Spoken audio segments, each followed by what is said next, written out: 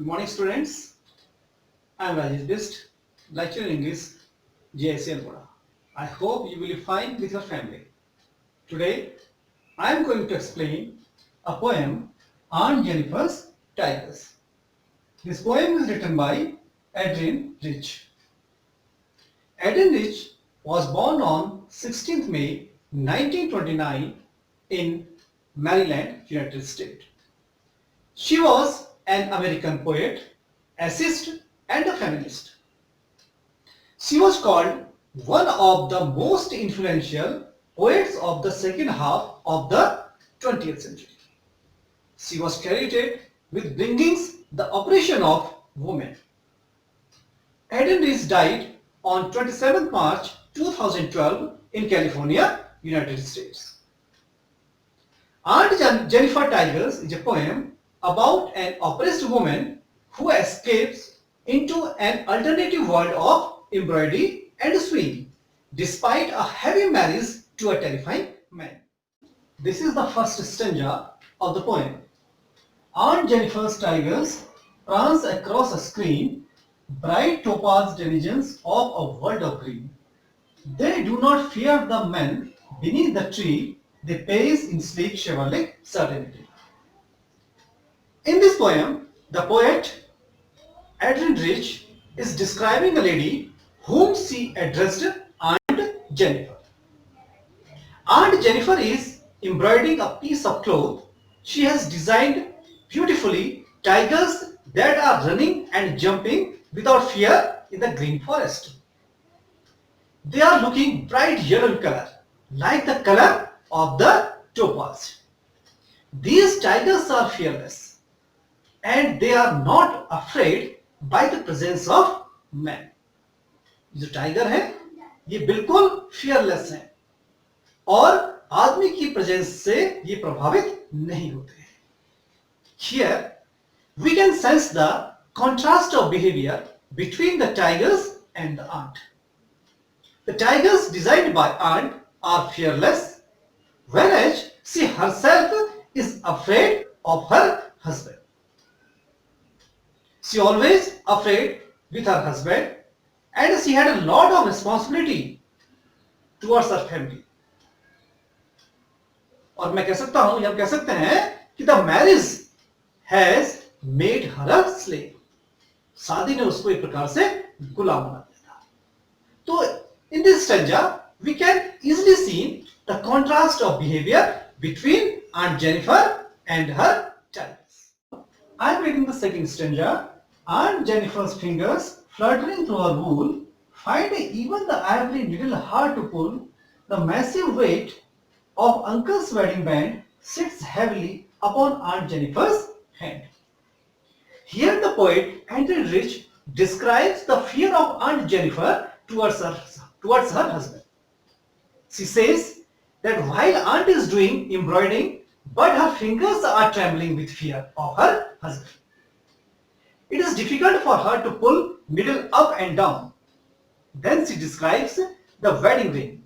She says that it is a kind of burden for her to wear this ring. This marriage has made her a slave and she has faced so many difficulties in her married life. Friends, this is the third and the last stanza of the poem. When Aunt is dead, her terrified hands will lie. Still ringed with orders she was mastered by, the tigers in the panel that she made will go on prancing, proud and unafraid. Here the poet says, Aunt Jennifer's wish to live a free and fearless life. But it is not possible for Aunt to achieve this freedom during her lifetime. She will achieve this freedom only after her death.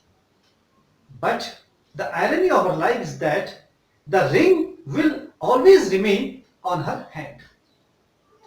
On the other hand, the tigers made by Aunt Jennifer will always live a free and fearless life by prancing proudly and bravely on the panel.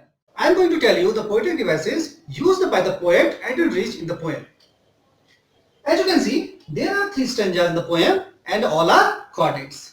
There are total 12 lines in the poem. The rhyming scheme A B B C C D D and E F L. अगर आप line के आखिर में देखेंगे तो आपको words rhyme करते हुए दिखेंगे, ठीक है। तो राइमिंग स्कीम्स की है A B B C C D D and E F L. And there are lot of figure of speech used by the poet. The first one is personification. The tigers are personified throughout the poem. They are described as proud, unafraid, brave, and confident. And here you can see the third line. The tigers are described as do not fear, fearless, and chivalry. And the last line, they are described as prancing, proud, and unafraid. So these are the clear examples of personification. The next one is alteration. There are two examples of alteration. The first one is fingers fluttering, and the next one is prancing, proud. The third figure of speech used by the poet is metaphor. आप देख सकते हैं word है bright topaz. Here the poet compares the yellow stripes of tigers to a precious stone topaz. So this is a good example of metaphor. And the next one is hyperbole. Hyperbole में आप देख सकते हैं यहाँ लिखा है the massive weight of uncle's wedding band sits heavily upon Aunt Jennifer's hand. Here the poet exaggerates the weight of her husband's wedding band to make a point that how dominating he is. जहां पर poet ने exaggerate किया है किसका? Uncles wedding band का, uncle की wedding band का, यह दिखाने के लिए कि उसका जो हस्बैंड है वो कितना अधिक डोमिनेट है, ठीक है। And the next one is irony. There are two examples of irony in the poem. The first one, a weak woman weaving a picture of tigers that are very strong and fearless.